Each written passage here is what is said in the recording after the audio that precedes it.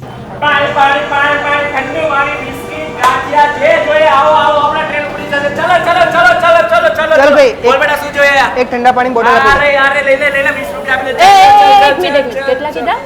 20 રૂપિયા. ઓ બેન તમાર પાણીની બોટલ છે તો આ છે ને રેલની પાણીની બોટલ છે. ટ્રેનની અંદર કે સ્ટેશનની અંદર બધી જગ્યાએ 15 ઓ રૂપિયાની મળે. બેન ધંધો શું મંગાવો છો યાર? લઈ લે તમાર જોતી હોય તો હાલ ભાઈ તું 20 હું રૂપિયા તમારી સાથે વાત નહીં કરતી. હવે 15 રૂપિયાથી વધારે ના આપતો અને જો માંગે ને તો તું કમ્પ્લેન પણ કરી ઓ શકે બેન કમ્પ્લેન છે ની વાત નહીં. છે. શાંતિ. ક્યાં? ક્યાં કમ્પ્લેન કરવી? શું તમને પણ નથી ખબર ક્યાં કમ્પ્લેન કરવી? અને તમે પણ સ્ટેશન કે ટ્રેનની અંદર 5 કે 10 રૂપિયા પાણીની બોટલને વધારે આપો છો? તેવું ના કરતા અને કમ્પ્લેન કરવા માટે અને ક્યાં કમ્પ્લેન કરવી એ જાણવા માટે આ વિડીયો આખો જોઈ લેજો.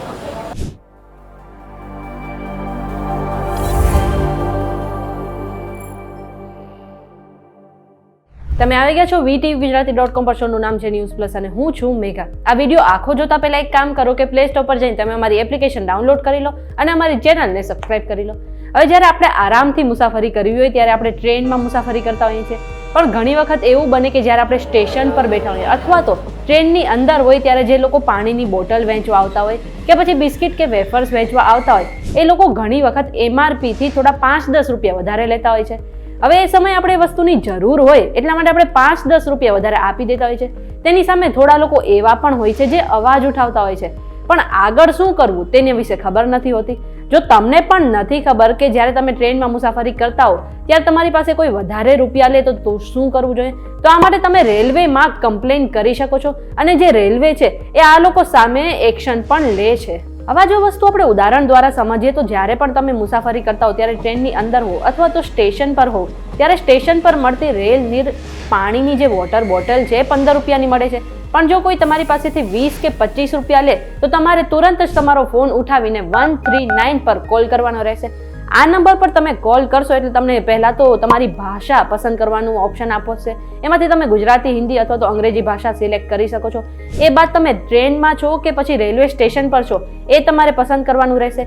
એ બાદ તમારે ત્રીજા નંબર પર જે ઓપ્શન આવશે ફરિયાદનો તેના પર ફરિયાદ કરવાની રહેશે અને તમારો PNR નંબર દાખલ કરવાનો રહેશે. આટલું કરશો એટલે તમે જે લોકો વધારે પૈસા લઈને પાણીની બોટલ વેચી રહ્યા છે તેની સામે તમે ફરિયાદ નોંધાવી શકો છો. જો આવું ના કરવું હોય તો તમે રેલ મદદ એપ્લિકેશન અથવા તો વેબસાઇટ પર જઈને પણ ફરિયાદ કરી શકો છો. જો આપણે એપ્લિકેશનની વાત કરીએ તો તમારે કમ્પ્લેન કરવા માટે સૌથી પહેલા તમારા ફોનમાં રેલ મદદની એપ્લિકેશન ડાઉનલોડ કરવાની રહેશે. એ બાદ તેને ઓપન કરો. હવે એપ્લિકેશન ઓપન કરશો એટલે ઉપર તમને ઓપ્શન દેખાશે કે ટ્રેન કમ્પ્લેન અથવા તો સ્ટેશન કમ્પ્લેન. તેમાંથી તમારે એક ઓપ્શનને પસંદ કરવાનો રહેશે. હવે તમે નીચે આવશો એટલે તમને કમ્પ્લેનનો ઓપ્શન દેખાશે, તેના પર ક્લિક કરશો એટલે તમને બીજા ઘણા બધા ઓપ્શન દેખાશે. હવે તમારે થોડું સ્ક્રોલ કરવાનું છે એટલે તમને કેટરિંગ એન્ડ વેન્ડિંગ સર્વિસ દેખાશે.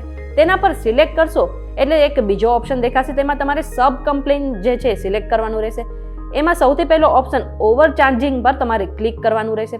એ બાદ તમે જે દિવસે મુસાફરી કરી રહ્યા છો એ તારીખ પસંદ કરવાની રહેશે અને પછી તમારે નીચે ફરિયાદમાં પૂરી ડિટેલમાં તમારી ફરિયાદ લખવાની રહેશે અને એ બાદ તમારે જર્ની ડિટેલમાં તમારા PNR નંબરને એડ કરીને તમારી જે કમ્પ્લેન છે તેને સબમિટ કરી દેવાની રહેશે. અને જો તમારે આટલી લાંબી પ્રોસેસ ના કરવી હોય તો તમે સ્ક્રીન પર દેખાતા રેલવેના ટોલ ફ્રી નંબર પર ફોન કરીને પણ ફરિયાદ નોંધાવી શકો છો. આ સિવાય તમે સોશિયલ મીડિયાનો પણ ઉપયોગ કરી શકો છો. ખાસ કરીને તમે ટ્વિટરમાં રેલવેને ટેગ કરીને કમ્પ્લેન કરી શકો છો અથવા તો વિડીયો પણ અપલોડ કરી શકો છો. એવું નથી કે બધી કહેવાની વાત છે, એક ઘટના પણ સામે આવી હતી જેમાંથી ચંડીગઢથી શાહજહાંપુર એક રેલવે જતી હતી અને તેની અંદર એક મુસાફરી કરતો હતો. એ સમયે એક વેન્ડરે એ મુસાફર પાસેથી 5 રૂપિયા પાણીની બોટલના વધારે લઈ લીધા. એ બાદ એ મુસાફરે ટ્વિટર પર તેનો વિડીયો અપલોડ કરી દીધો અને રેલવેને ટેગ કરીને કમ્પ્લેન કરી દીધી.